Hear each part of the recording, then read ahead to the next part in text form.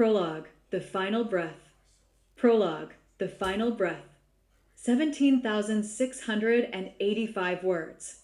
The room smelled of antiseptic. But to Catherine, all she could taste, all she could breathe, was betrayal.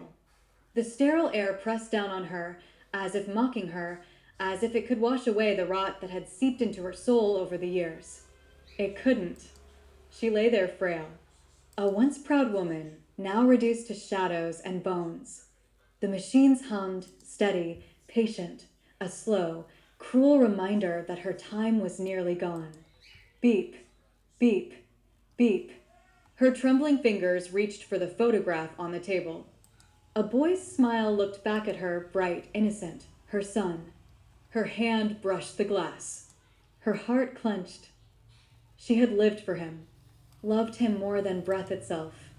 And now, footsteps.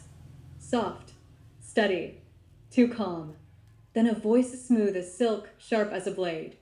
Well, well, still clinging to that lie, aren't you? Catherine's eyes opened, heavy, searching. Michelle? The woman stepped into the dim glow of the room. Arms crossed. Smile cruel. It's pathetic, Michelle sneered. You should have never married Ronan. Catherine's breath caught. What? Michelle leaned closer, her heels clicking like a countdown to the end. You should have died during childbirth. Would have saved us all the trouble. The words struck like lightning. Catherine's chest froze. A cold sweat ran down her skin. Her voice cracked. What are you talking about? Michelle's gaze flicked to the photo in Catherine's trembling hand. That boy, she said, that's not yours. The heart monitor quickened. Beep, beep, beep. Catherine's lips parted, but no sound came. You're lying, she whispered. You're just trying to hurt me. Michelle's laugh cut through the silence. Oh, Catherine, so good at pretending. So desperate to play the perfect little wife, while I had your husband and your child. Catherine's throat closed. Her lips trembled. That's not true. I gave birth to him. I held him. Michelle's voice cracked like a whip. You held my son, mine and Ronan's. I swapped them at the hospital the day he was born. Your daughter, her eyes gleamed with venom, was supposed to die. No. Catherine's tears spilled, hot, uncontrollable. Please, no. But Michelle's smile only sharpened. She was fed to the dogs, or so I ordered. But some bleeding heart nurse spared her, gave her away. The sob that left Catherine's throat was raw, primal. You took my daughter? Michelle bent low, her voice a whisper of poison. You never even noticed. You never asked why your son never looked like you, or why Ronan stayed away at night. You were too busy pretending you were loved. Catherine's hands gripped the bedsheet. Her voice rasped. I gave up everything. My dreams. My family. My life. I gave it all for him. Michelle scoffed. And he gave you nothing. He never loved you. He pitied you. You were convenience. I was everything he wanted, but never chose. The machine slowed. The room thickened with silence. Catherine turned her head, whispering through trembling lips. Why, Michelle? Why do you hate me so much? For the first time, Michelle faltered. Her voice cracked. Because it was supposed to be me. I was with him first. But then you came, perfect, sweet, untouchable. And suddenly I was nothing. A mistake. A shadow. Her laugh was bitter. He gave you everything. And I had to watch. Catherine's gaze steadied, pain giving way to clarity. I didn't steal him. You didn't have to, Michelle spat. He chose you. I was discarded. And I couldn't stand it. So I made sure you would never truly win. Not whole. Not happy. Catherine's breath came shallow, but her voice sharpened. You hurt a child. You ruined my life, over a man who never loved either of us. Her eyes glistened, but behind the tears, something hardened. You're a monster. Michelle's mask cracked. The words stung. No, she snapped. I was the woman he wanted. You were just easy. Catherine's lips curved into the faintest ghost of defiance. He didn't choose you. He used you. You were the affair. The shame. His shadow. The silence thundered. Michelle's face twisted with rage and grief.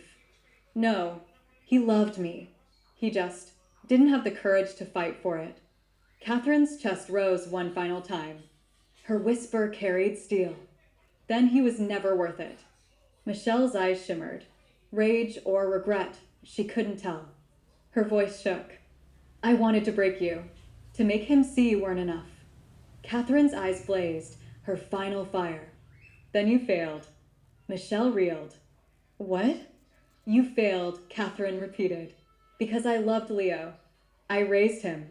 I was his mother, even if not by blood. I kissed his knees when he fell. I held him through the dark. I loved him, and I would always choose love over hatred. Her eyes turned to the photo once more. Her lips trembled, then steadied. In the next life, I will not waste it on you, or on Ronan. I will find my daughter, and I will live for me. The machine slowed. The silence pressed down. And in that still hospital room, Michelle stood shaken. For in Catherine's final breath, she had not lost. She had vowed to return. And somewhere, someday, she would. The late afternoon sun streamed through the hospital windows. Golden light spilled across the floor like prison bars. But no warmth could reach Catherine. The cold clung to her bones. Every breath a rasp. Every breath a reminder. Time was slipping away. A knock. Soft. Hesitant. She already knew who it was. The door opened. Ronan. He looked older, gray at the temples, his tailored suit clinging to a man who had long since unraveled. But Catherine did not ache for the man before her. She ached for everything he had broken. 1,000 promises. 100,000 silences. 1,000,000 shattered dreams. Catherine, he said gently, as if the word itself were a balm. Her gaze cut through him. Her voice hoarse. How am I feeling? She let the words linger, sharp as glass. I was feeling peaceful until I remembered who you are. He flinched. Catherine, I came because. Where's Michelle? The name froze him. His face stiffened. Why are you asking about her? Catherine sat up, every word costing her air.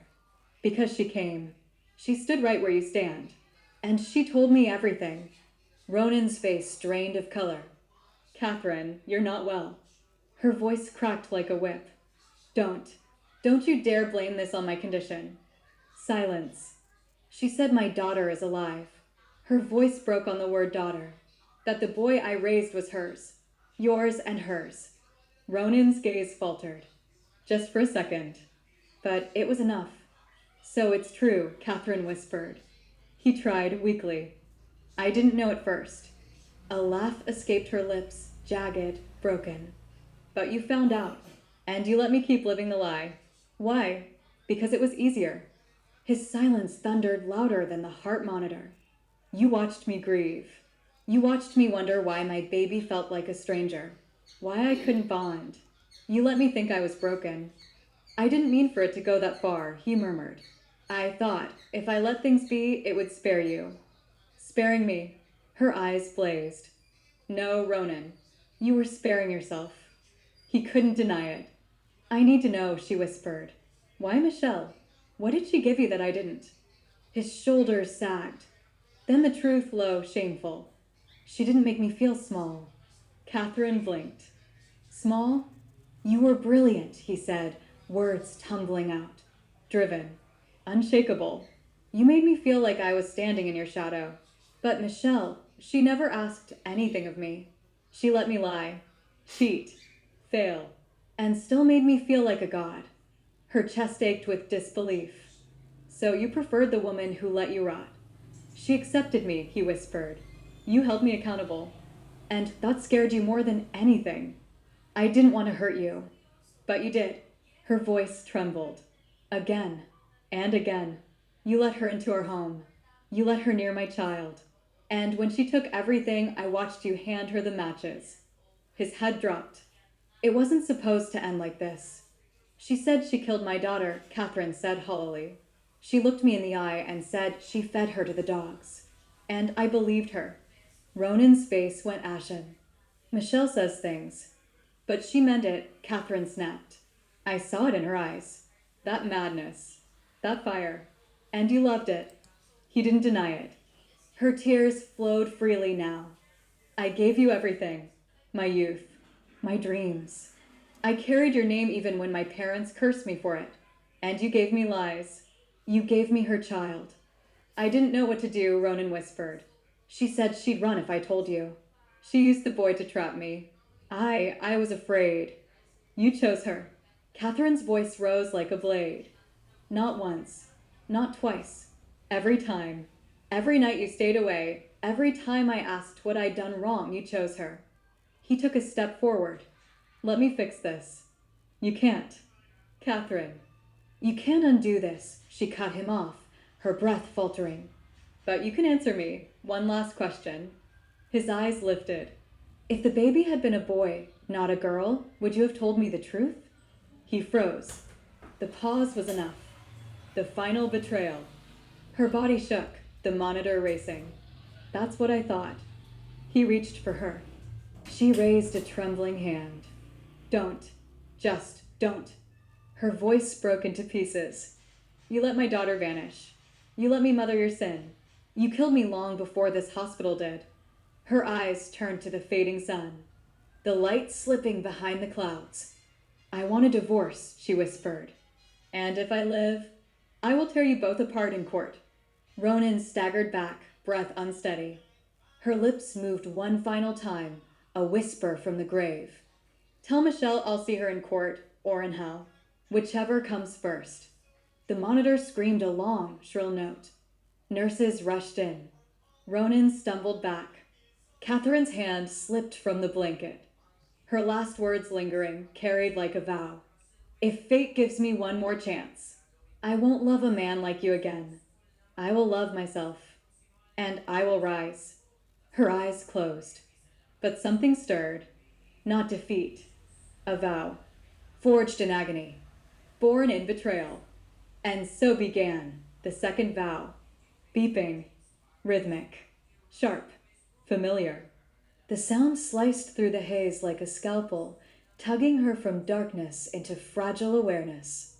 Catherine's eyes fluttered open, gasping breath to the blinding glare of fluorescent lights overhead. Cold. Sterile. Her lashes trembled against the burn of antiseptic air. Her body was damp with sweat. Her chest tight. Not with the decay of disease, no. Something else. Something wrong. Pain bloomed in her lower abdomen. Deep.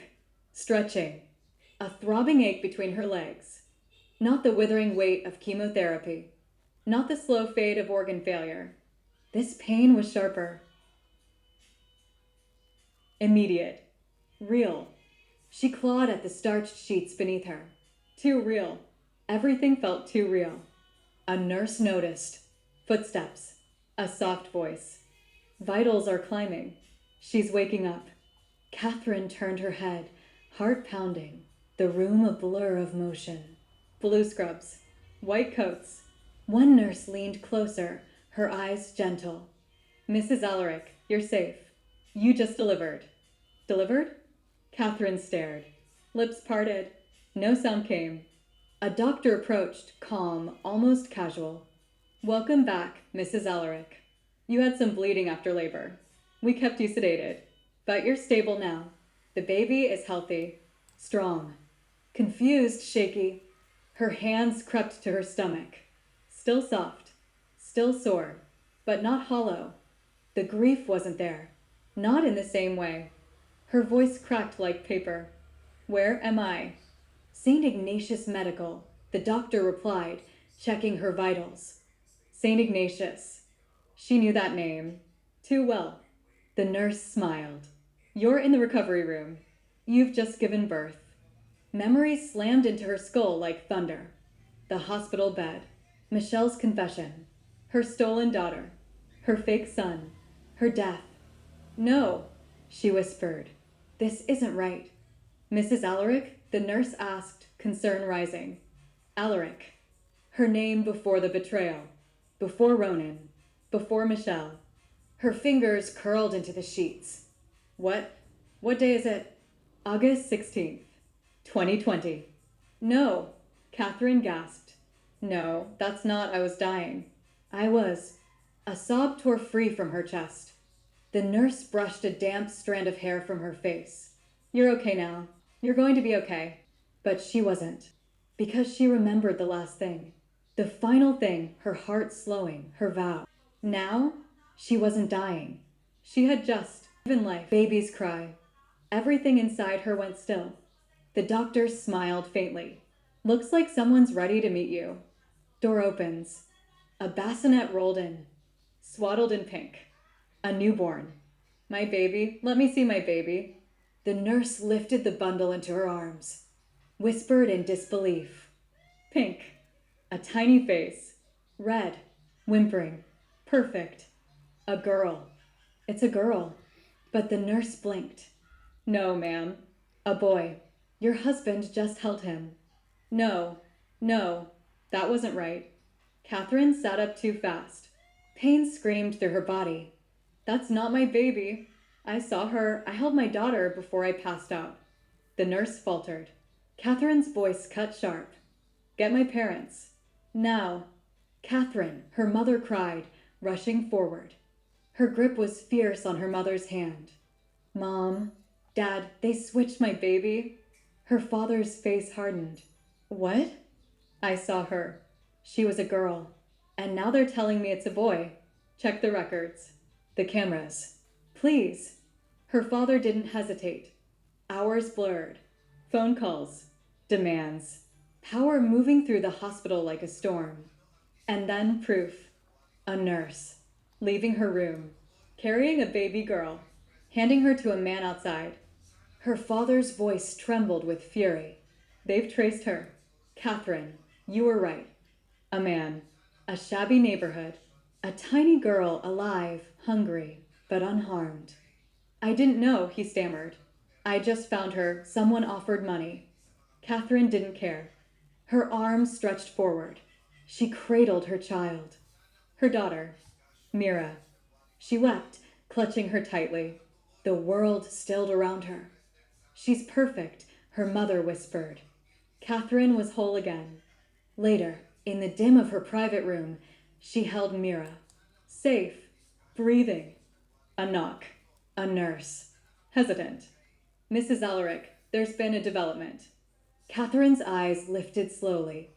Go on. It's about the baby boy, the one you were given earlier. Her chest tightened. What about him? The nurse hesitated. The woman listed as his mother, Michelle Reyes, she refused custody. She said he was a mistake. Of course she did. She refused custody? Catherine asked, voice trembling with control. Yes. She signed away all rights. He'll be placed in temporary care unless. No, he's not mine. But then her gaze shifted to the cradle in the corner. A boy, sleeping, innocent. She didn't want to look, but she did. Softly. You weren't supposed to be mine. You were a lie. The boy stirred, hiccuped. But it wasn't your fault. She moved closer, daughter in her arms. You didn't choose her. Or him. Her hand reached down. His tiny fist closed around her finger. Tears spilled.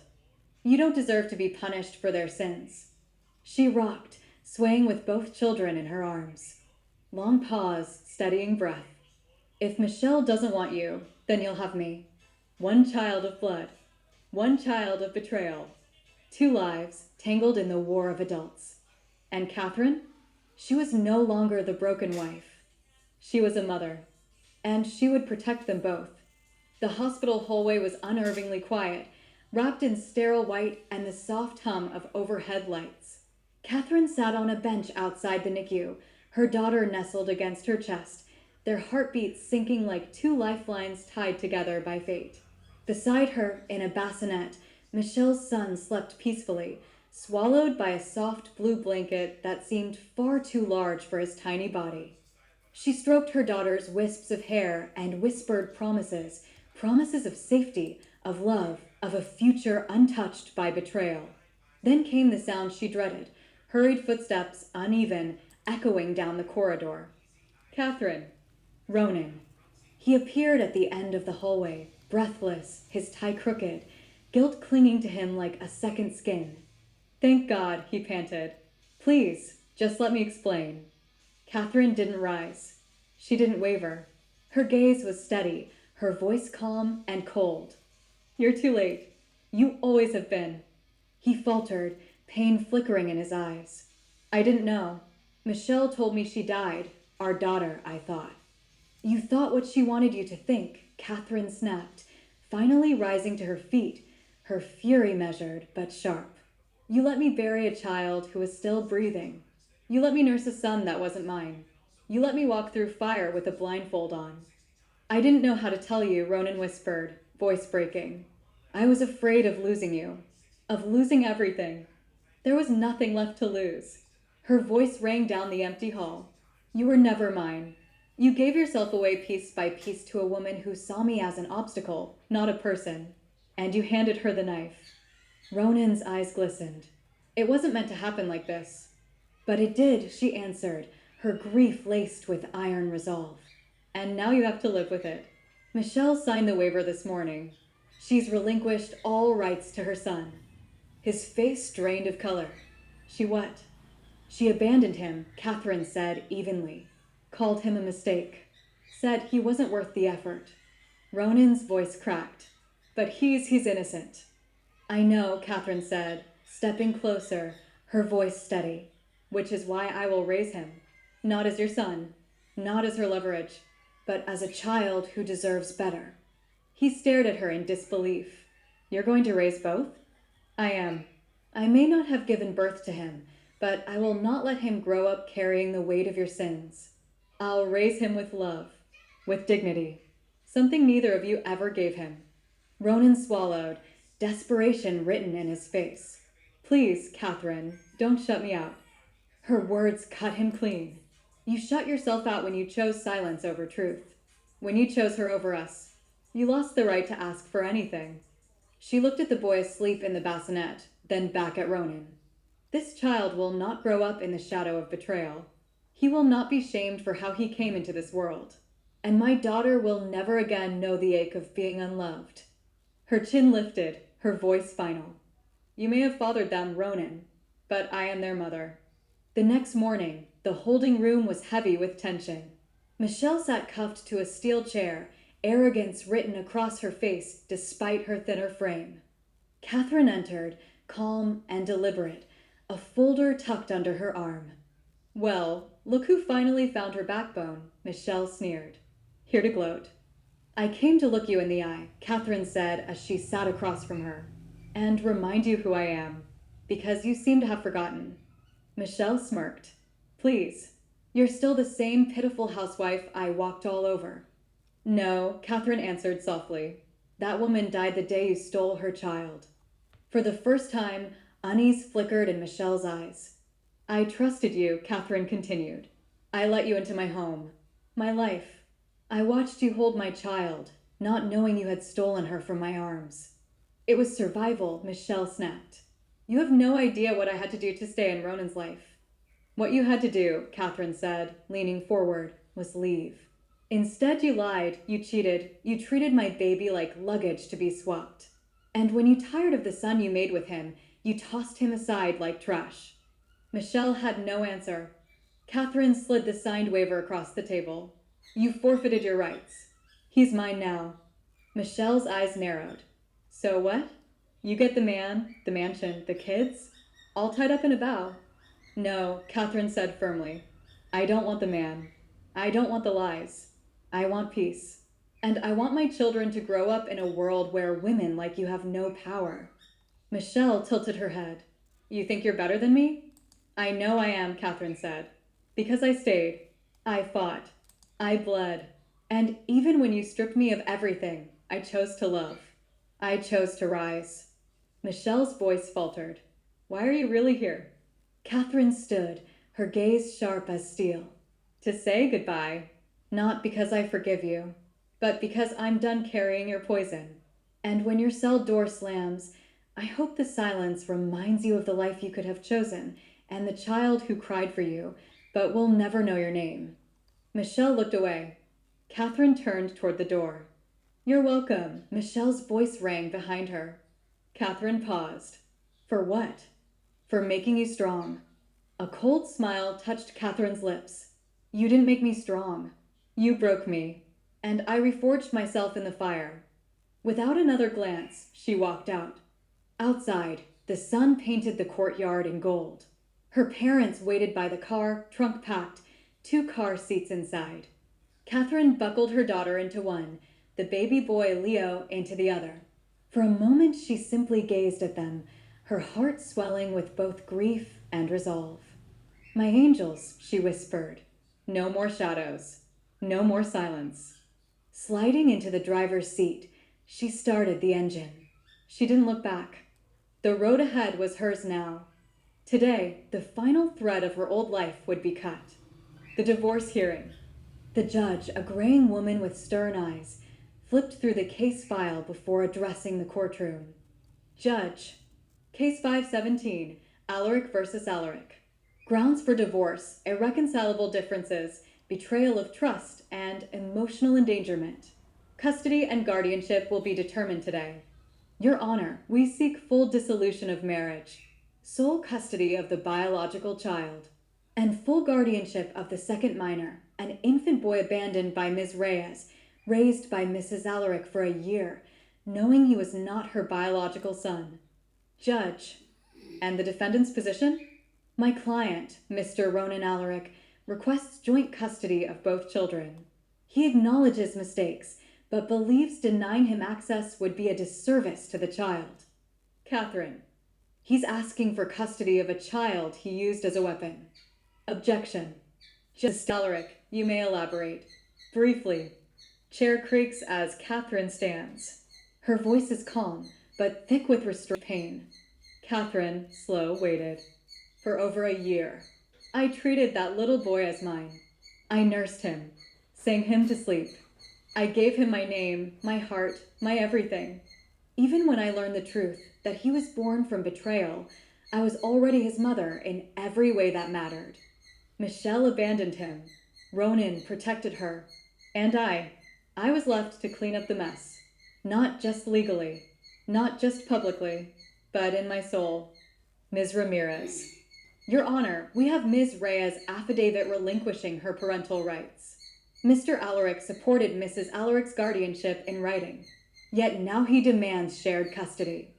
Judge, flipping papers, murmuring. I see that here. Catherine, I don't want revenge. This isn't about spite. But I will not allow him or her to poison my children's lives. Not after what they did. Judge, Mr. Alaric, did you refuse to press charges against Ms. Reyes, despite video evidence of her bribing a nurse to falsify hospital records? Ronan's voice comes weak, faltering. Ronan, I did what I thought was right. Judge, did you believe your wife was unfit to know the truth about her child's birth? The courtroom stills. Ronan, soft, broken. No. Judge, pressing. Then why testify otherwise? Ronan, confessing, voice cracking. I was afraid she'd leave, afraid I'd lose everything. Catherine exhales, half laugh, half sorrow, a whisper under her breath. Coward. The judge's voice cuts through, final, echoing. Judge, pronouncing judgment. In consideration of the facts, the abandonment of the child, the stability of Mrs. Alaric, and Mr. Alaric's willful concealment, joint custody is denied. Full custody is granted to Mrs. Catherine Alaric. Mr. Ronan Alaric may petition for supervised visitation, pending review. Gasps in the courtroom. Ronan shifts sharply in his chair. Judge, as for the divorce, immediate dissolution is granted, on grounds of betrayal, emotional cruelty, and negligence. The gavel slams. Judge, it is done. Ronan, pleading. I never meant to lose you. Catherine turns, her heels clicking once against the floor. Her voice is steel. Catherine, no, Ronan, you never meant to fight for me. And that's worse. Catherine walks out, head high. The silence she leaves behind is deafening. The wind felt different in Geneva. Brisk, clean, free. Catherine stepped off the train, a toddler balanced on one arm, a diaper bag slung heavy across her shoulder. The boy, just 3, clutched her hand like an anchor. 2 suitcases trailed behind them. Everything they owned, everything they were, and a future still unwritten. She exhaled. This was it. The early years. Switzerland was not easy. Leaving everything behind, that had been painful. But rebuilding herself? That was war. ETH Zurich. Prestigious. Elite. Unforgiving. And Catherine stood out, not for brilliance, but because she was always the one with a baby carrier on her chest and textbooks under her arm. German classes by day. Engineering calculus by night. Feeding Mira between lectures. Rocking Leo through his night terrors. Studying with a baby monitor crackling beside her bed. The apartment was small, cramped. Leo and Mira shared a cot pressed against the wall. And Catherine. Catherine often fell asleep at the kitchen table, cheek pressed to thermodynamics. One night, Mira teething, Leo restless without his dinosaur blanket. Catherine collapsed onto the couch and buried her face in her hands. Her whisper broke in the dark. I can't do this. I'm not enough. But she kept going. Every test, every paper, every sleepless night. She clawed forward. Then came Frida. Structural analysis, mid-semester. Catherine, late again, Mira strapped to her chest. Eyes turned. Students stared, some annoyed, some confused. But not Frida. Tall, confident. A laugh that filled the room. She leaned over the aisle and whispered, Honestly, I can't even manage a houseplant. And here you are managing 2 kids and a full course load. Catherine blinked, startled, then smiled. Barely managing. But thanks. I'm Frida. Catherine. Nice to meet you, chaos incarnate. That was the beginning. They sat together. Frida taking notes when Catherine slipped out with Mira. Catherine explaining formulas over late night takeout. One cold afternoon, stroller wheels rattling down cobblestones, Frida said casually, You know you're kind of a legend. Catherine frowned.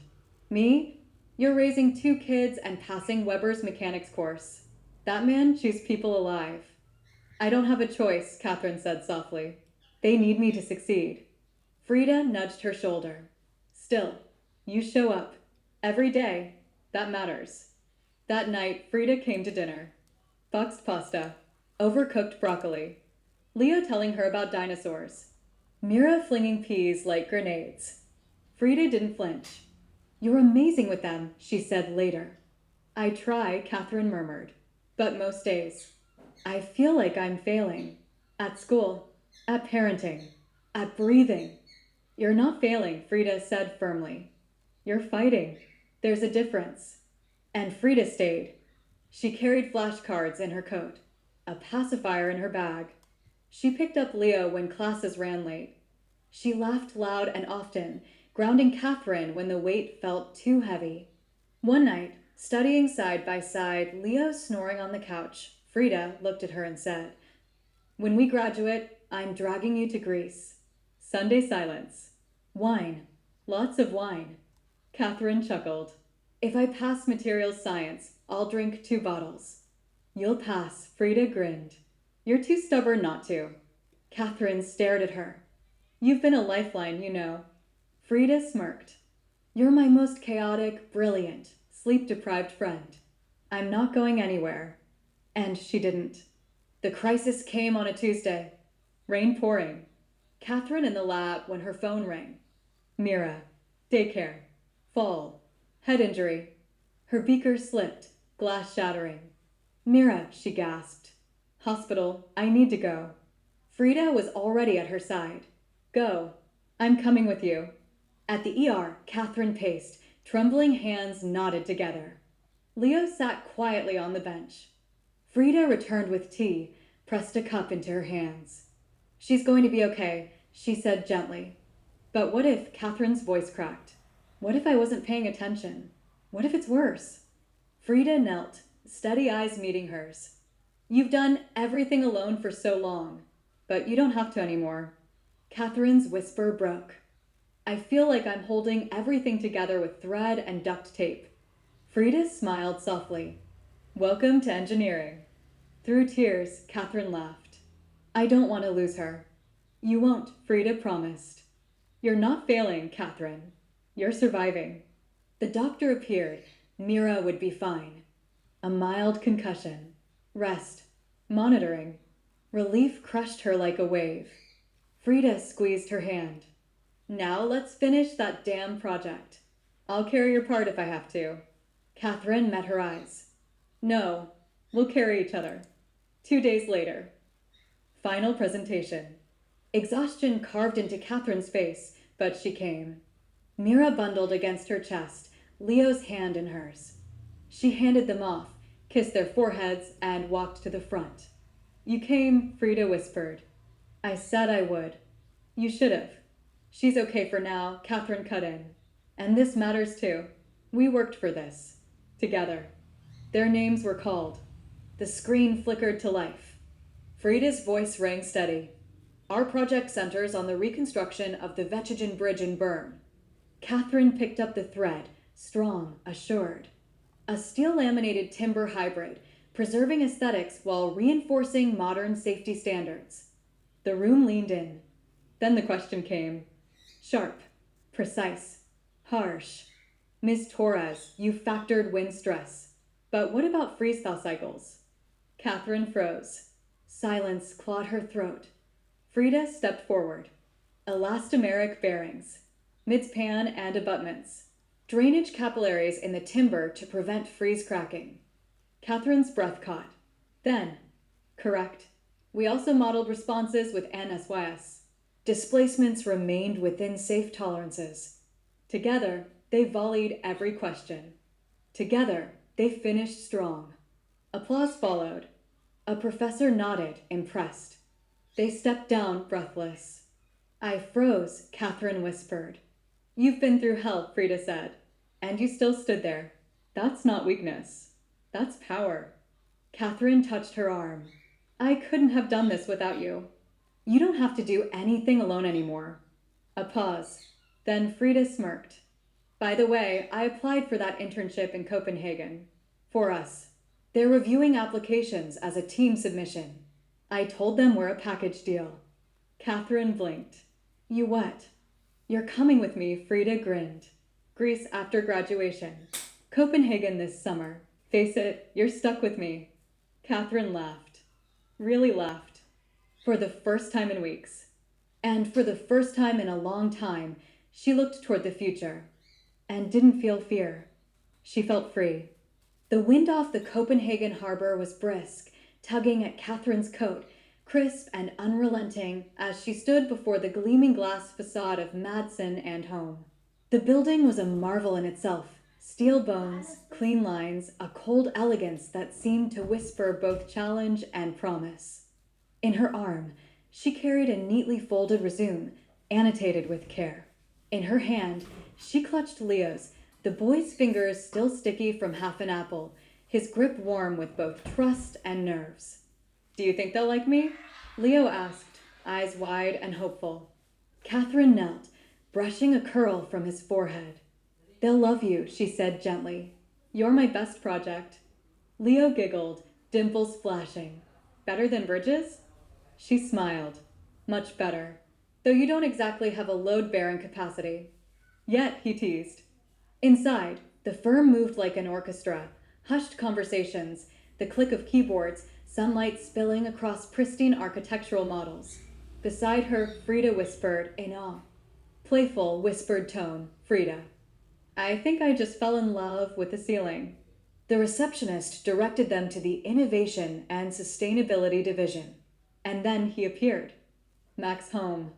Tall, sharp-jawed, ice-blue eyes that seemed to calculate everything at once.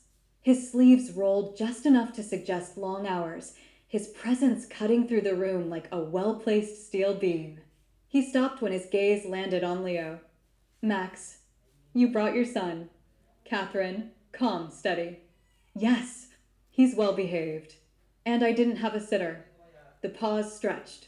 Frida shifted nervously, but Catherine didn't waver. Max studied the boy. Leo blinked back at him, apple halfway to his mouth. Finally, Max, clipped measured. I didn't say it was a problem. Just unusual. Catherine. So is giving up a future because you're a single mother. But that's the past I came from. This. She straightened. This is the present I'm building. Something flickered in Max's eyes. Not irritation. Curiosity.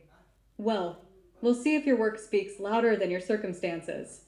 From behind, Frida muttered, barely audible. He's charming. Catherine exhaled. I've worked with less cooperative concrete. That week, nights bled into mornings. Catherine hunched over her drafting tablet, simulations running deep into the small hours. Her stylus circled errors, recalibrated beams, tested load distributions again and again. When she finally submitted her design to Max's inbox, her eyes stung with exhaustion. But her gut told her it was solid work. The next morning, a shadow fell over her desk. A quiet thunk. A printed file dropped in front of her. Max's handwriting slanted across the margin. Recheck Section 3.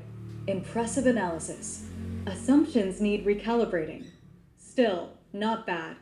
For Max Home, that bordered on poetry. Later, as if summoned, he circled back, black coffee in hand. The math's sharp. You think fast. I like that. But you were 4 kilonewtons off in your stress assumptions. Tighten it up next time. Catherine, tentative, hopeful. So, you liked it? A flicker of smirk. Max, I've seen worse. From people who've been here 10 years. Their eyes held just a beat too long before he turned away. And in that space, Catherine felt it. The first warm ember of respect, maybe something more. That evening, in the break room, Frida leaned across the counter, coffee in hand. Frida, sly, teasing. You know he watches you. He watches everyone. Frida, playful insistence. No, he listens to you. You called him out yesterday in front of half the team. And he thanked you.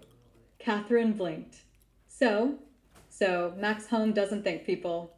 Catherine brushed it off. But Frida's words lingered. Later, folding laundry under the yellow glow of the kitchen light, Catherine watched Leo scribble with crayons. He looked up thoughtful. Leo, curious, innocent. Mom, Mr. Max said you're a force. What does that mean? She chuckled softly. It means I don't back down easy.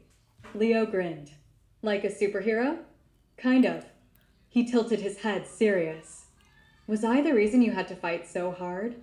Catherine froze, then crossed to him, kneeling low. No, you were the reason I wanted to fight. Every time I thought I'd break, I looked at you, and I remembered why I had to keep going. His little brow furrowed. So, I'm the hero too. She kissed his hair, the biggest one. The next morning, Catherine stood in front of the project team, calm, prepared, her simulations projected on the screen. Her voice steady, she defended every calculation, axial loads, stress tolerances, flood scenarios, each word sharp, precise, undeniable. When the meeting ended, Max nodded once.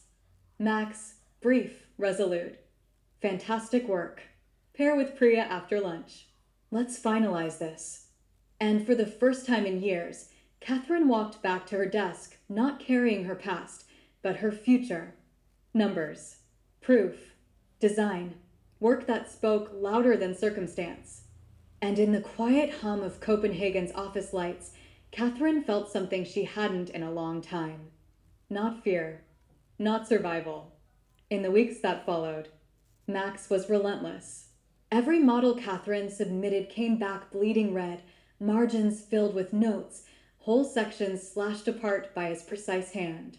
He questioned her truss alignments as if lives depended on them, recalculated her stress ratios with surgical precision, and circled a misplaced decimal point as though it were a crime. I swear he bleeds ink, Frida muttered one afternoon, peering over the battlefield of Catherine's blueprints. Catherine sighed, flipping to the last page. In Max's sharp handwriting, good concept.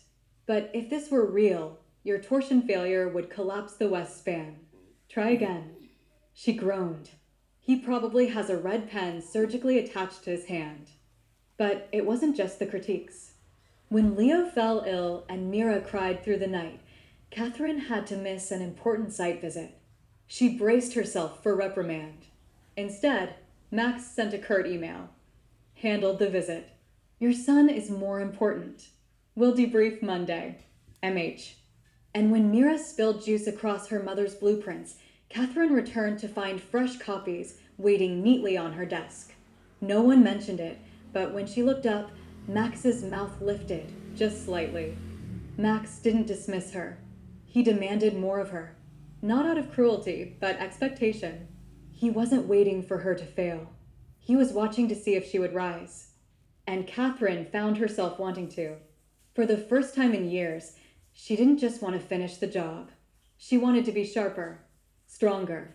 She wanted to hand Max a design he couldn't bleed red through. That thought kept her awake long after the office had emptied. Late one evening, Catherine hunched over a pile of calculations, eyes burning, pencil snapping under the strain. You've been here since morning, Max said, appearing in the doorway, jacket slung over one shoulder. She didn't look up. Can't afford to fall behind. He leaned over her notes. You overcorrected the tension tolerance. Trying to make it safer weakened the whole span. She dropped her head against the desk. I hate that you're always right. He chuckled. It's annoying. I know. She glanced up at him, eyes weary. Ever think about saying great job first? I'd rather you learn to spot it yourself, he said. Then, softly, for what it's worth. I am impressed. Her breath caught. Why? Because you carry more than most people ever will. And somehow you still stand tall. Silence followed, comfortable, rare, and whole. One quiet night. At home, Catherine tucked Mira into bed. But Leo lay awake, staring at the ceiling. She sat beside him. What's on your mind, baby? He hesitated. Why don't I look like you or Mira? Her heart clenched. She had known this day would come. You came from a different mommy and daddy, she whispered. But I chose you. I chose to love you. His voice trembled. So, I'm not really yours. Her hands cupped his face, eyes wet. Leo, you're mine. Not from my tummy, but from the moment I held you. You're my son, in every way that matters. Tears welled in his eyes. Will they come for me? My first mom or dad? No, sweetheart. She pulled him into her arms, holding tight. They gave you up, but I never will. Not ever. And as he cried into her shoulder, Catherine wept too, quietly, fiercely, vowing that no past mistake would ever steal him away. Later that week, Catherine stood in the firm's model room, staring out over the city. The ache in her chest lingered. Footsteps. Then Max's voice low. Rough night. She didn't turn. My son asked if I was going to give him up. He was silent a moment. And what did you say? I told him no, that I'd never let anyone take him again. Her voice broke, just a little. Max stepped closer, not touching, but near enough that she could feel his presence. You're stronger than you think. She finally looked at him. And you're kinder than you pretend. That earned a small smile. Still terrifying, though. She laughed a soft, genuine laugh. Like a grumpy Viking. He held out her coat. Let me walk you home. At her door, she turned to him. Thank you. Not just for the walk. For seeing me. Not just my mistakes, but me. His eyes softened. Always. She hesitated, then leaned up and brushed her lips against his cheek. Max didn't move, but his voice was low, steady. Good night, Catherine. She watched him go, heart racing. And for the first time in a long time, the night didn't feel so heavy. The invitation had come unexpectedly. Max appeared at Catherine's desk late on a Friday, holding out 2 tickets. She blinked up from her laptop. What's this? There's a Scandinavian architecture exhibit opening tomorrow at the Design Museum, he said, almost too casually. I thought, maybe you'd want to go. Her lips quirked. Are you asking me out? He cleared his throat. Strictly speaking, I'm inviting you to admire cantilever beam structures, with snacks. She grinned. So a date with concrete and appetizers? His voice dropped softer. And me. Her smile softened. I'd love to. The date. The museum wasn't lavish, but it was perfect. Quiet. Pools of light spilled across sleek wood and glass, illuminating models and exhibits. They wandered together, pausing to debate details. That angle is terrible, Catherine said, frowning at a minimalist roofline. It's award-winning, Max countered. It looks like a shoehorn. He laughed, really laughed, and the sound settled in her chest like sunlight breaking clouds. Later, they sat outside on a bench, steaming cups in hand, the harbor lights of Copenhagen glittering before them. You're different here, she said softly. How so? Softer. Less red pen. More human. He looked at her, voice low. I've always been human with you.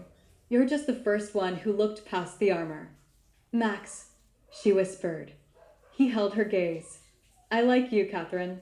More than I should, probably. And I've wanted to say that for a while. Her hand inched toward his. Then say it again. I like you. Her smile was slow, sure. Good. Because I like you too. And when he kissed her, it wasn't rushed or tentative. It was steady. A gentle promise that things could be good again. The next weekend, meeting the kids. Catherine paced her apartment like a soldier preparing for battle. She smoothed her blouse for the 5th time. Checked the oven. Adjusted a pillow that didn't need adjusting. Leo and Mira sat at the table with crayons scattered like fallen soldiers. Why are you nervous? Leo asked, without looking up. I'm not, Catherine lied, adjusting a spoon like it was a chess piece. Frida leaned against the counter, smirking. You so are. It's just Max. Exactly, Catherine muttered. Max, the man who critiques my font choices. He's meeting my children. What if they hate him? Frida shrugged. Or what if they love him and he thinks your chaos is endearing? The knock at the door cut off her reply. Catherine's heart lurched. She opened it. Max stood there in a dark sweater and jeans, sharp yet disarmingly warm. In one hand, a box of pastries. In the other, a slightly lopsided bouquet of wildflowers. These are for Mira, he said. Leo can share the pastries, if he asks nicely. Mira squealed and darted forward, clutching the flowers like treasure. Leo, however, eyed him suspiciously. Are you the grumpy one from Mommy's work? Max blinked. Guilty. Do you know how to play Uno? The boy pressed. With great skill, Max replied solemnly. Leo's eyes lit with challenge. You're in. From the kitchen, Frida flashed Catherine a discreet thumbs up. Dinner blurred into laughter, Uno battles, and Myra's insistence that Max braid her hair badly. He didn't try too hard. He didn't need to. He was simply himself. And Catherine, for once, stopped pacing. Life felt light. Later that night, the apartment was warm, filled with the echoes of laughter and the soft hum of Myra's off-key singing drifting from her room. On the couch, Leo leaned against Max's arm, clutching a fan of Uno cards. His brow furrowed, but his mouth twitched with something gentler than competitiveness. You're not bad, Leo muttered. Max raised a brow. High praise from the reigning champion. Leo smirked, then glanced up at him, suddenly serious. Do you like my mom? Max didn't hesitate. I do. Very much. Leo studied him, gaze steady. Are you gonna stay? The question fell like snow, soft, quiet, impossible to ignore. Max's answer was calm, certain. I'd like to. Across the room, Catherine froze, dessert tray in her hands. She watched them, her son, her boss, her fragile hope, her heart lodged in her throat. Later, at the door, she reached for Max's hand, her voice low but steady. You're already part of us, you know. Something gentle shifted in his expression. Then I'm not going anywhere. Snow blanketed the cobbled streets of Copenhagen in hushed white wonder, softening the city's usual clamor into something out of a fairy tale. Twinkling lights shimmered from window panes, casting golden halos over fir trees and frosted rooftops. The scent of roasted almonds and cinnamon drifted from the market, where children laughed, bells chimed, and Glück warmed cold hands and hearts. Inside a cozy second-floor apartment nestled between two colorful townhouses, a new chapter of Catherine's life was unfolding. Her first real Christmas since walking away from a life built on pain. And her very first with Max. It began with a ruckus in the hallway. She peeked through the peephole, then threw open the door. Max stood grinning like a boy covered in snowflakes, wearing a Christmas sweater adorned with a crooked reindeer, dragging a tree behind him. Beside him, Leo puffed his chest with pride, a Santa hat slipping over one eye. "I picked it," he shouted. Technically, Max coughed. We both did. Leo beamed. "Max let me use the axe at the tree farm." Catherine blinked. "He what?" "I supervised," Max said quickly. "Very closely.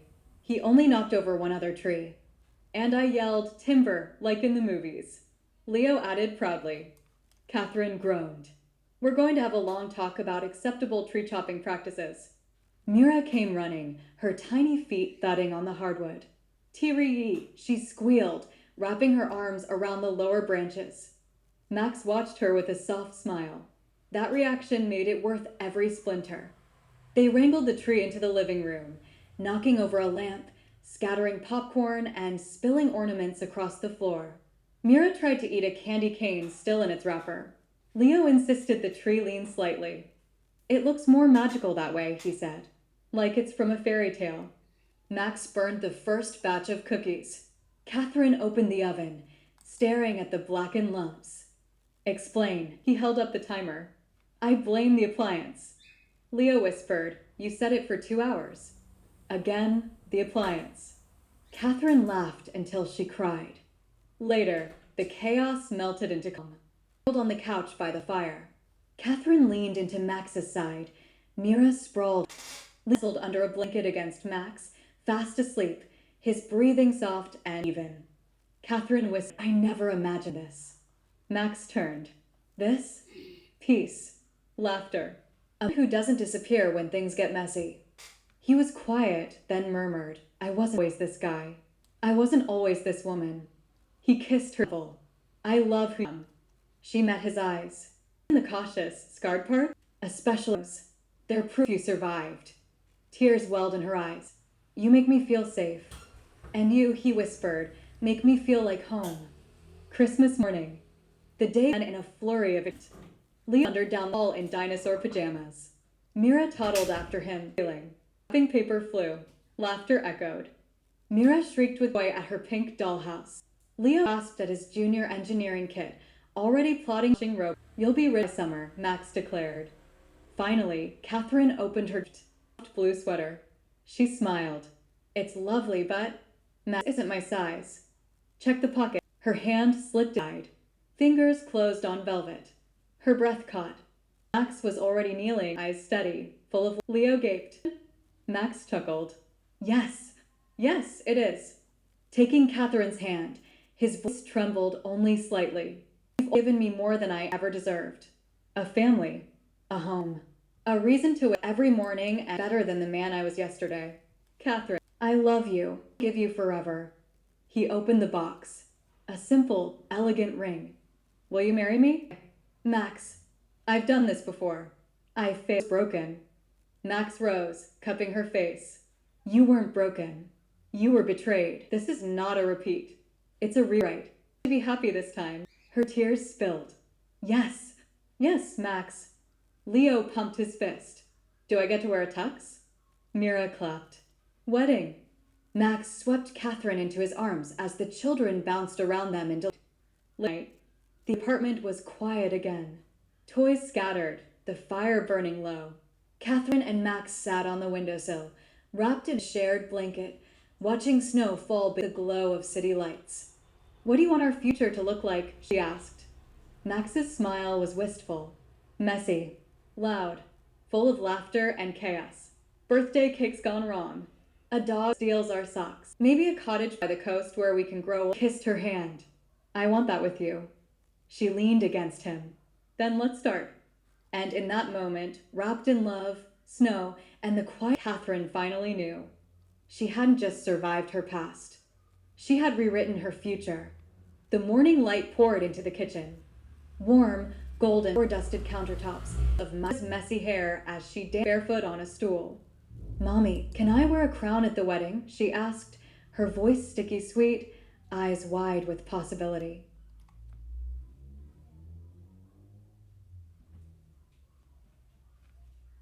Catherine brushed flour from her daughter's nose.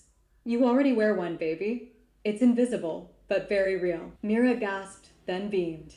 "Then I want sparkle shoes to match." Max appeared in the doorway, Leo tugging at his sleeve, his tie crooked as always. "I have to watch one more YouTube video about rustic native differences." "You'd miss the look on my face when I walked down the aisle in vintage lace." Arched a brow. "You mean the dress that cost more than my entire power drill collection?" She smirked. "Exactly." Max sighed dramatically. "Fine. We're not eloping." A letter in the mailbox. Before the wedding, Catherine returned home to find a white envelope wedged beneath. Her name, written in fingers trembled as she opened it. "Catherine, I heard you're getting married. I won't stand. I don't forgiveness or theirs. But I need to see Leo one last time. He's still my son. Please let me say goodbye. Conan." The letter slipped from her hands, falling soundlessly to the floor. Somewhere else, that same day, Rose sat in the back of a nearly empty church in Berlin, staring at flickering candles before the altar. The winter air slipped through stained glass.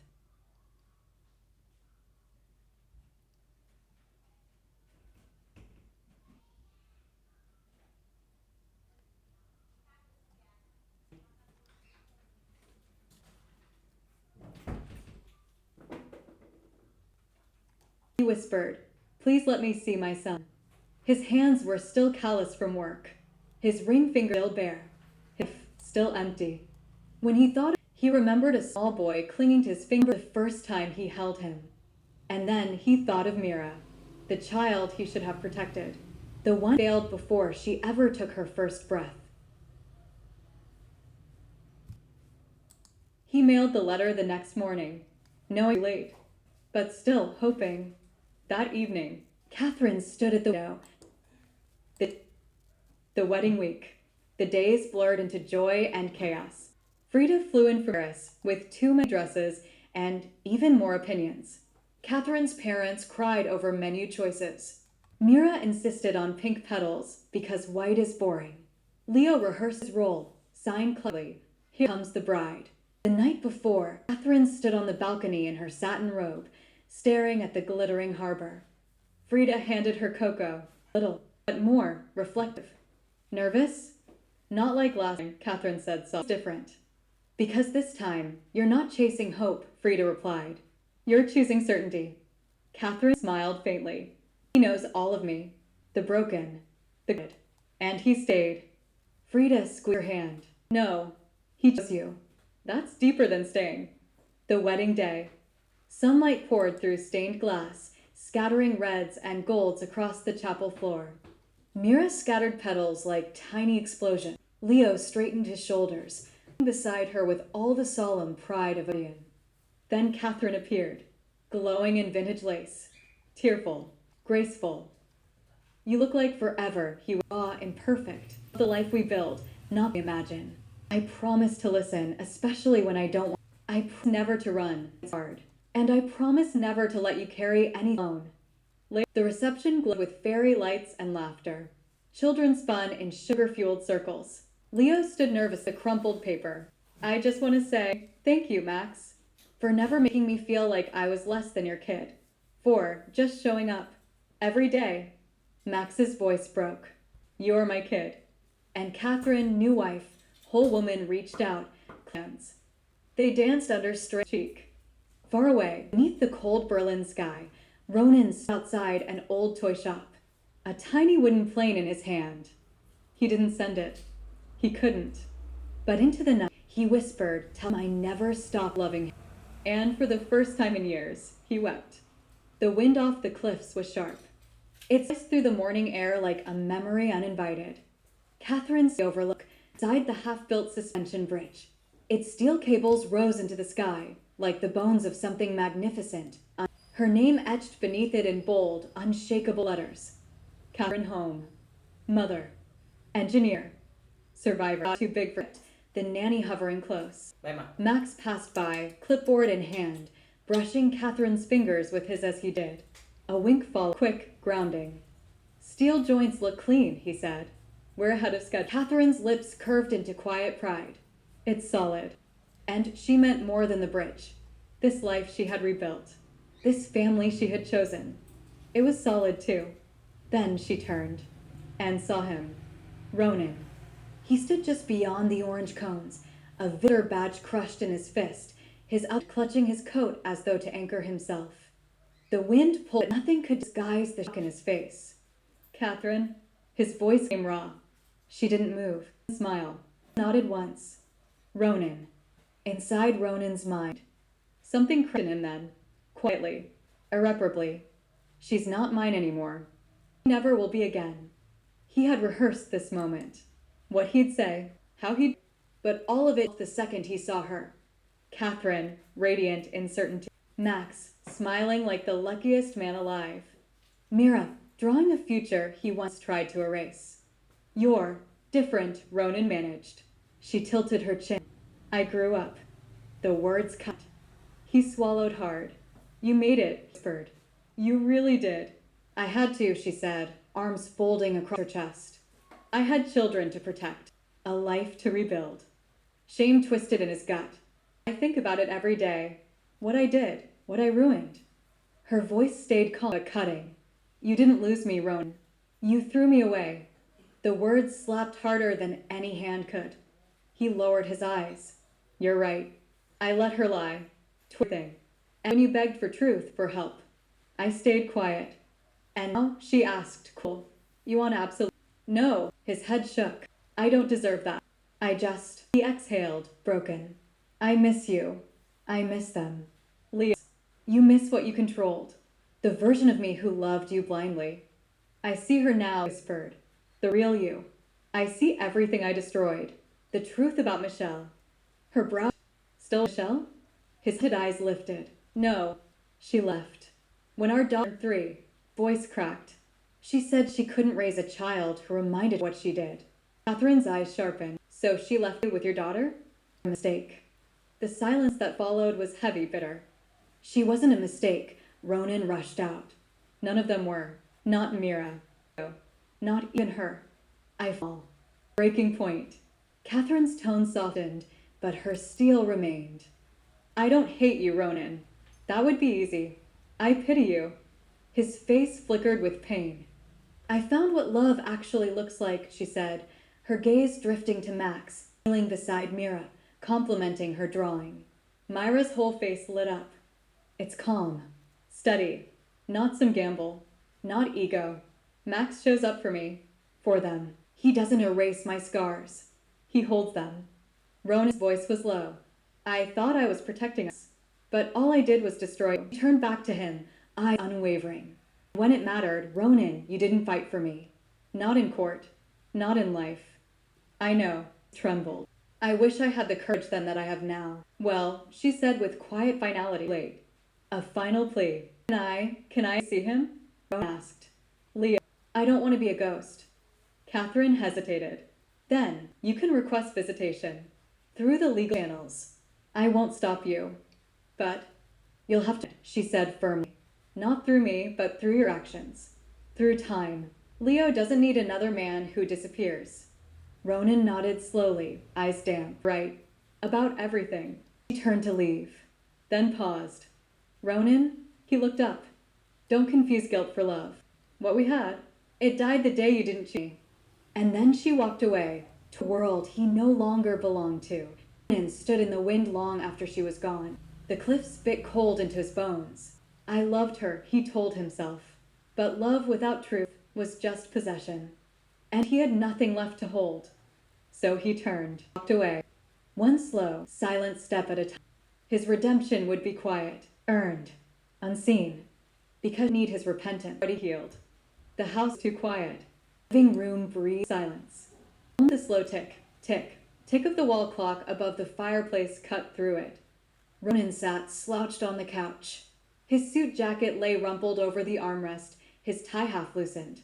His phone was dark, untouched. On his laptop screen glowed a single photograph. A wedding. Catherine. In lace. Smiling. Max beside her handsome steady.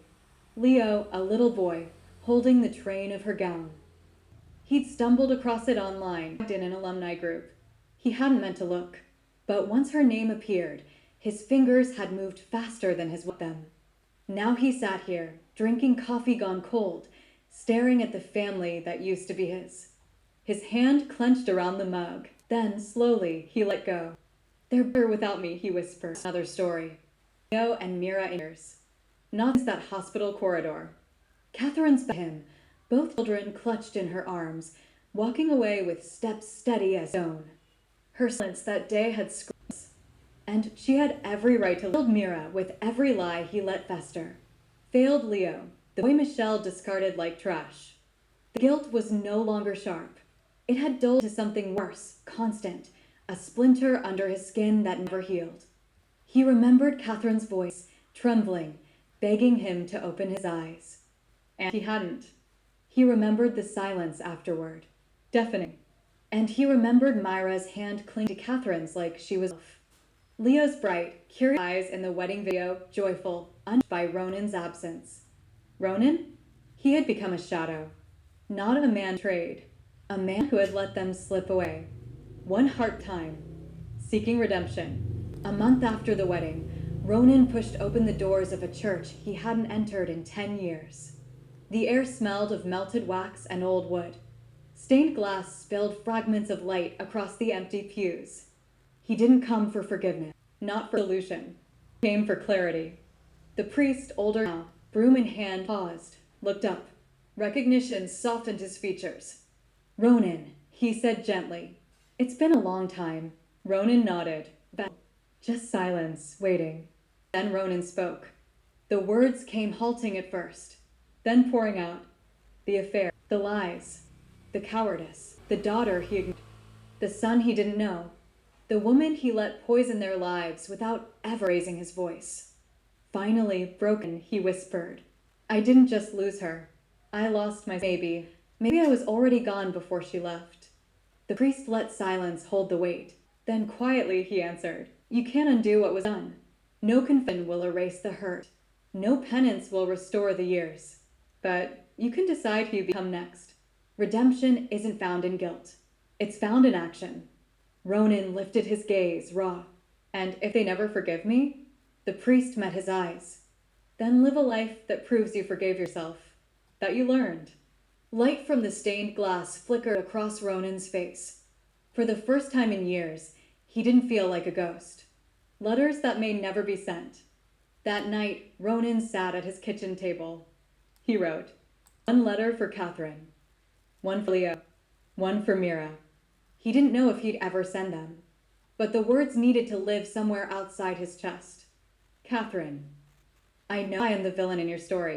You trusted me with your heart, your child, your hope, and I let it slip through my fingers. I don't deserve forgiveness, but I'll spend the rest of my life trying to be a man Leo and Mira could be Leo, you may not remember me. That's all right. I don't deserve your memory, but I remember your laugh, your tense. I lost the right to be your father, but I never stopped, not for a moment.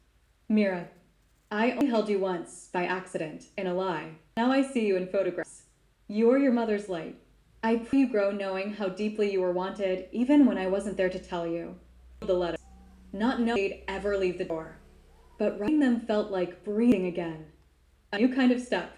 2 weeks later, Ronan stood in a youth shelter, hammer in hand, not to fix himself, not to chase redemption, simply to show up. He fixed those, built shelves, tutored kids, and when they said thank you, he said it back, because he wasn't doing it for recognition. He was doing it because he finally understood what it meant to say. He stepped into the cold. The sky was bare of stars. Only the hum of the city remained. I'll never be who I was supposed to be for her, he whispered, what the future held. But for the first time in years, he wasn't running. He was rebuilding, one quiet act at a time. And now, that was enough. The apartment was cold when Ronan, a place that had once been filled with music, with laughter, with wine, and with lies. Now it was stripped of joy, stripped of love, much like the people who lived in it.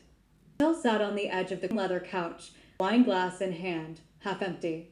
Her designer heels were kicked off. Her lipstick was smeared. And her eyes, puffy from what she would never admit were tears. "You're late," she murmured, without looking up. The sound of Ronan's keys dropping onto the counter echoed sharp, final. To come back. Her head lifted slowly, a brow arched, a smirk that failed to mask the cracks in her face. He exhaled hard, shoulders tight. Only properly. Michelle gave a dry, brittle laugh. Ended? We've been ending for years, Ronan.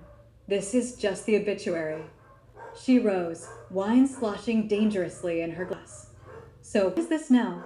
A lecture? A last stab at dignity? His voice was calm, but frayed with exhaustion. No more pretending. I'm... Her scot through the silence. You left me hanging in front of the world after everything I did for us. No, he shot his eyes narrowing. After everything you did to them. You stole a baby from her mother. His voice cracked with anger. I stood beside you like a coward. Michelle's eyes flashed with fury. I did it for you. No. His voice thundered. You did it because you could. Because it gave you power. Always be more than you, more loved, more real. Her jaw tightened. Don't you dare. She was, Ronan said, sharp as a blade. She still is. Michelle flinched as though struck. The bottle tipped as she poured more wine, crimson spilling onto the marble countertop. She didn't even try to clean it. I gave up everything for you, she whispered.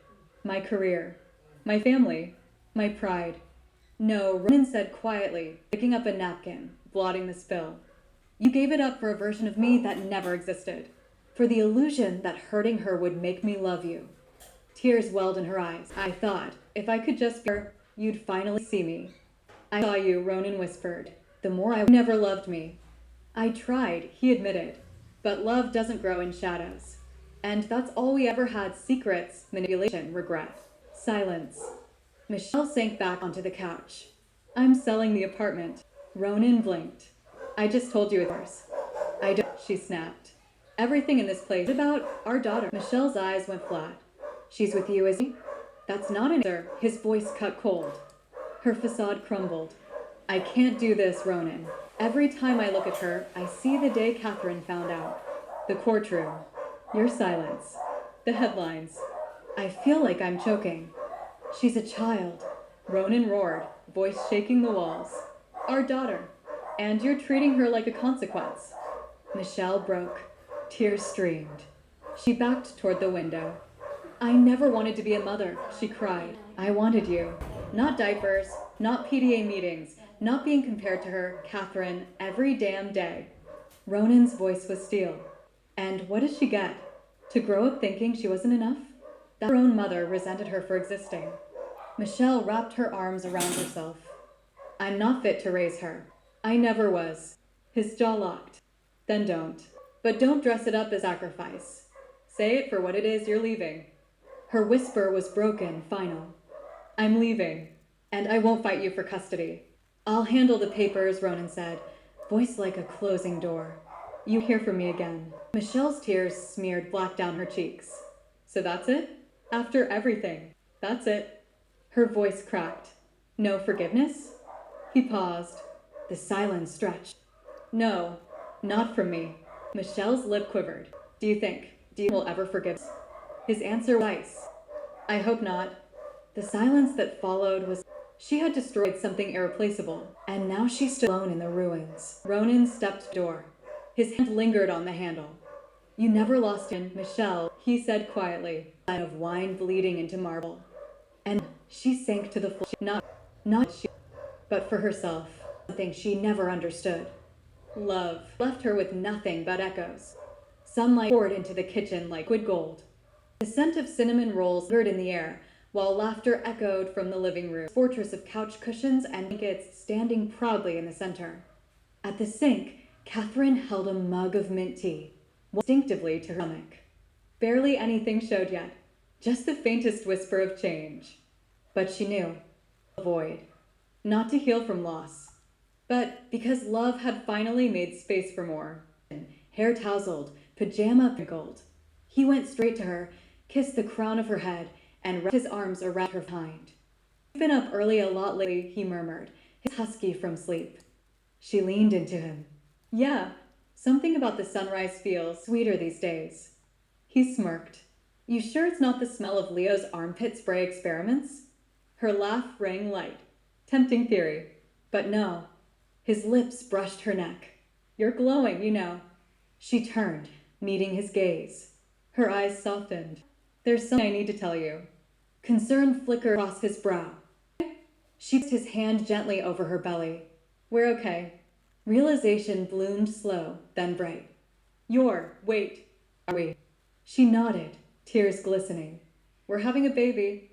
Max blinked once, twice, then swept her into his arms, spinning her with laughter and tears colliding in his voice. God, Catherine, you're everything. That afternoon, they gathered Leo and Mira at the kitchen table. We need to tell you something important, Catherine said with a conspiratorial smile. Leo squinted suspiciously. Are we moving again? Because I just finished hanging up all my posters. Catherine chuckled. No, this is a good surprise. Mira leaned forward eagerly. Is it a unicorn? Better, Max teased with a wink. Catherine guided Myra's. There's a baby in there. Mira gasped, eyes wide. You a baby? No, silly Leo's own eyes wide with dawning awe. They're having another kid. Whoa, Catherine waited, holding her breath. Leo blinked. Does that mean I get to teach someone how to build a volcano with baking soda? Max grinned. Absolutely. Mira squealed, jumping from her. I'm gonna be the best big sister. I'll sing lullabies, teach ballet, and wait, is it a girl? Catherine laughed. We don't know yet.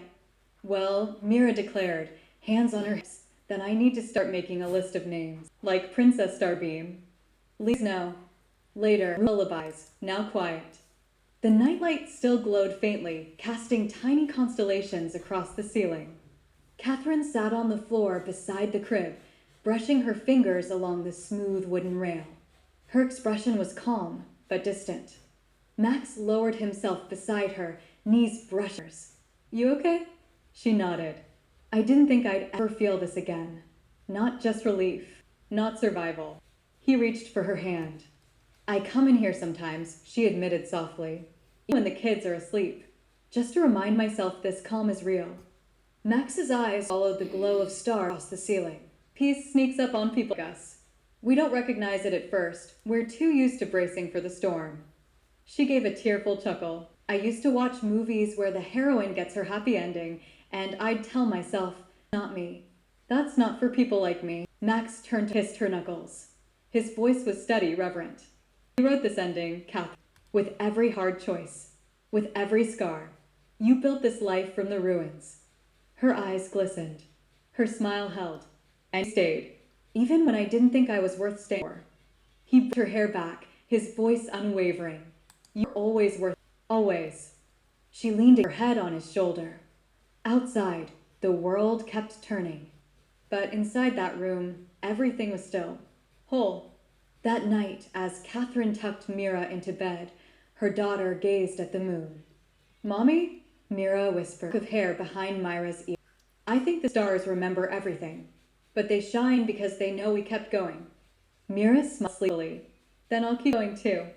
Catherine kissed her forehead, and as she stood in the hallway, hand rested gently over her skin, she realized. The past wasn't a wound anymore. It wasn't a weight. It had drifted. And she hadn't noticed when. The early light painted the world in soft golds. Her hands rested on the curve of her belly rounder with each passing week. She closed her eyes as the breeze drifted through the budding lavender she'd planted months ago with Mira. The soil beneath her feet felt sacred now, steady, fertile, alive.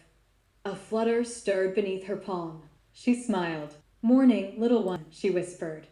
From the garage came the faint rhythm of a saw, steady and determined. Catherine followed the sound, pausing in the doorway. Max stood bent over his work-tousled mess, his shirt streaked with sawdust. A pile of wood shavings curled at his feet. You've been out here since dawn, she teased. He looked up, grinned sheepish. It's going to be perfect. Solid maple. No screws, only owls. Safe enough to survive a toddler storm. She arched a brow. You realize the baby won't care if it's dowel-joined. But I care, he said, brushing dust from his arm. You carried her, possibly him. The least I can do is build something worthy. Catherine stepped closer, fingertips tracing the edge of the half-finished cradle. It's beautiful, Max. His hand brushed her wrist, gentle, reverent. So are you. The nursery smelled of fresh paint, sage green, warm cream, blush accents. The room felt alive again. Not an echo of the past, but new. Balanced on a stool, touching a mobile of stars and clouds. Are we sure about calling it this? Catherine, cross-legged on the rug, folded tiny ones size. It's temporary. Mira insists it's real. Mira bounced in, arms overflowing with stuffed animals. Babies, she declared, plopping them into the crib one by one. Leo trailed after her, dragging a cardboard box labeled, Leo's Inventions. Fragile, probably dangerous. Catherine eyed him. What are you doing with that?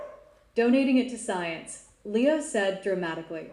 Specifically, the baby's education. They'll thank me one day. Max chuckled.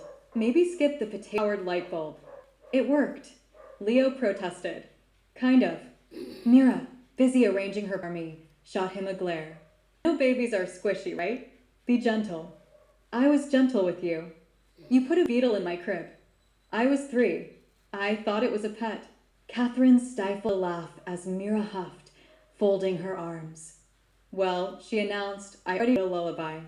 Max climbed from the stool, curious. Let's hear it. Mira cleared throat and sang, the seriousness stage diva. A silence.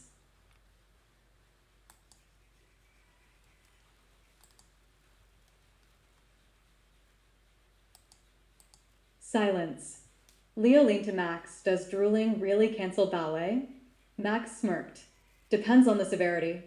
Catherine rose, gathering the folded clothes, her eyes lingering on her children, bickering, preparing, loving in their own chaotic way. Hey, she said, her voice gentle but firm. Can I tell you both something? They turned. Your little sibling is lucky, not because of the toys, or the room, or the lullabies, but because they'll grow up with the 2 bravest, kindest people I know. Leo's cheeks flushed. Mira beamed like she'd just won first place. Will they look like you or Max? Leo asked. Maybe a little like both of Catherine said softly. Or maybe none of us. But whoever they are, they'll be loved. Mira wrapped her arms around the wooden rattle on the changing table. Quiet, certain, on the living room floor, surrounded by sticks and glitter pens. Each one bore a name in dramatic loops. Luna Sparkle, Twinkleberry, Princess Starbeam too. Leo, perched on the couch, groaned. You can't name a baby Sparkle Muffin. People will laugh. It's unique, Mira argued. Like me, toward Catherine, soil still dusting her fingers from the garden. His voice was quieter, hesitant. Mom, what if I mess this up? Being a big brother, you already are one. Take care of Mira, even when she throws glitter in your shoes. She did that once. She laughed. You know things. You ask questions. But what if the baby like me? She tipped his chin. This baby will love you because you're you. And because you already care enough to worry about it. Max joined them, wiping sawdust from his hands. Hey, team meeting without me? Mira hopped up, notebook in hand. I've narrowed it down to 5 names. Leo groaned. Please say none of them include Galaxy. Max laughed. Go on. Mira announced grandly. Option 1, Princess Starbeam the Saint. Option 2, Lilac Twinkle. Option 3, Captain Sparkle Pop. Option 4, Hope. And Option 5, Luna. Leo blinked. Hope's actually nice. Max nodded. I like that too. Catherine looked between them, her heart swelling. The name shimmered in the air like a thread of light. That night, stars stretched across the sky like whispers. In the garage, Max smoothed his hand over the nearly finished cradle. Catherine stood beside him, robe wrapped around her, bare feet brushing the wood shavings. I think she heard us, she whispered. He kissed her temple. Then let's call her Marie, until she tells us otherwise. They stood together in the quiet, love hanging in the air like sawdust and stars. A new season was blooming, and this time it was theirs to keep. The world was still asleep, Catherine felt it. The first wave rolling through her body. Not sharp, not cruel, just steady. A whisper from the life inside her. She sat up slowly, brushing hair from her damp forehead and turned to where Max lay beside her, one hand resting protectively against her growing curve, as if even in dreams he guarded her. Max, she whispered, nudging his shoulder. His eyes opened instantly.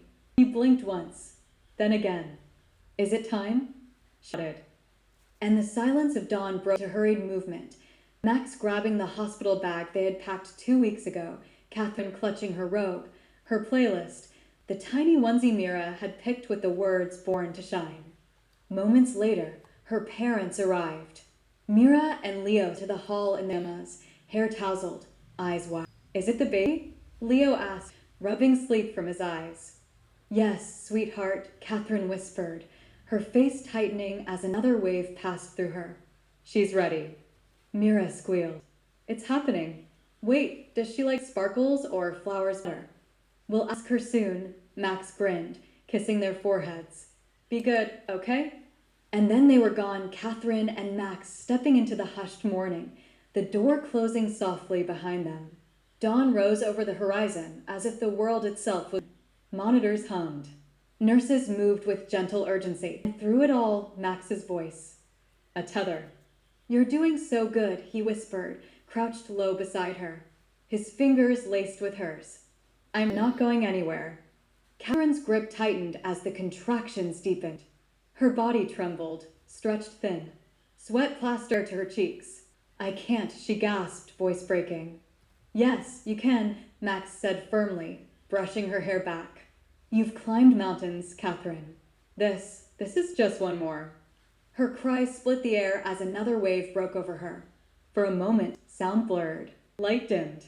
All she heard was the pounding of her own blood, the ancient rhythm of litter pulling her under.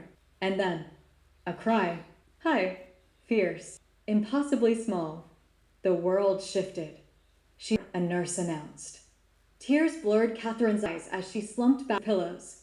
The child, wrapped in white, impossibly tiny, was lowered into her arms. Real. A sound caught in Catherine's throat, half sob, half laughter, as she curled her arms around the front. I've got you, she whispered. I've got you, little one. Beside her, Max pressed his trembling lips to her temple. His voice cracked. I hope, welcome home. Hope, whispered on stars. The name Catherine had carried pink. A name of second chances.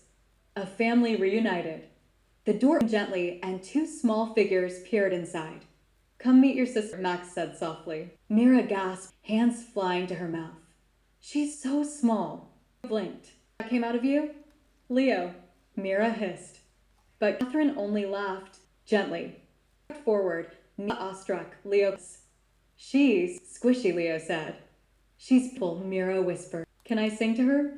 Max wrapped his arms around. I think she'd love that. Catherine looked at them, her family, whole and radiant, and felt it deep in her bones. No ghosts, no shadows. Only light, only love, only hope. The hospital room quieted. Lights dimmed. Max sat in the corner, cradling hope. He rocked slowly, humming a lullaby soft for anyone but her to hear. Catherine stirred, watching them, her husband, her daughter, in the hush of midnight. Do you remember, she whispered, when we thought we'd never feel this kind of happiness again? Max lifted his gaze. His smile trembled. A thing we weren't allowed to. And I'm glad we were wrong. He brought hope back to her side, and together they held her between them, fragile, fierce, new. A bloom. A beginning. A promise that spring would never leave them again. The auditorium. The room buzzed with anticipation. A banner stretched across the wall. Women who were building lives and careers after. Catherine stood at the podium. No slides, no script, just her voice. She began, calm and steady. I don't have a 5-step plan. What I do have is a past. The audience leaned in. I worked hard, sacrificed everything, believing. I didn't recognize the woman in the mirror. She was tired, afraid, and worst of all, she had stopped hoping. She was scanning the faces before her. One girl in a worn hoodie clutched her. Catherine. So I left, Catherine continued. Not because my life was broken, because it was breaking me. I started over, one small choice at a time. I failed. I cried. I asked for help. And eventually, I found myself again, stronger, softer, whole. Her hand brushed her belly, a gentle smile. Now I have peace. Not the kind that comes when life is perfect, but the kind you earn. The kind that stays. Silence. Then applause rising, title unshakable. Later, the girl in the hoodie approached. Her voice was barely a whisper. How did you know when it was time to go? Catherine met her eyes. When staying started costing me my soul. The girl nodded once, something unspoken breaking free. And as Catherine stepped outside into the cool dusk, her phone buzzed. A message from Max. Mira made you a crown from dandelions. Leo ate half a cinnamon roll and blamed baby. Come home soon. Catherine smiled. She had once stood at the edge of a life she couldn't endure. Now she had finally belonged to.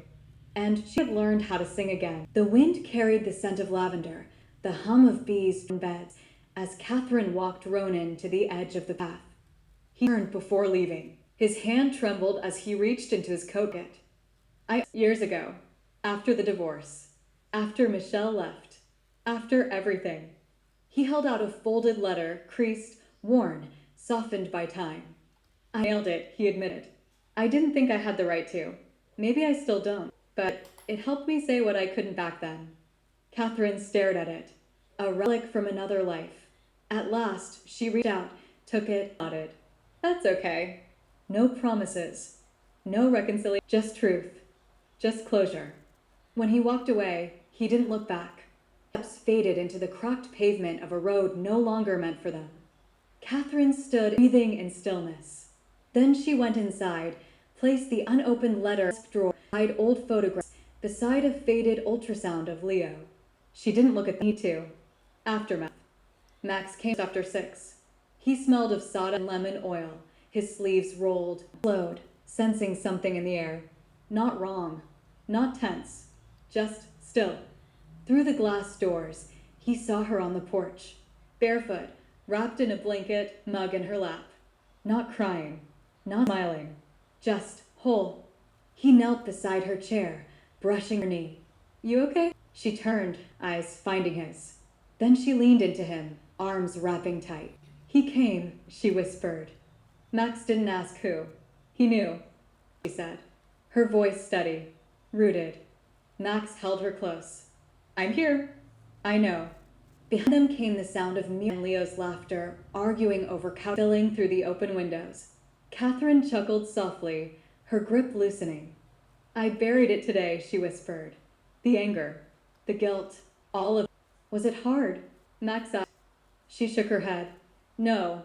It was like setting down a stone I didn't realize I was still carrying. Her trembled with quiet triumph. You know what I felt when I closed the door behind him? Max brushed his forehead to hers. What? Free.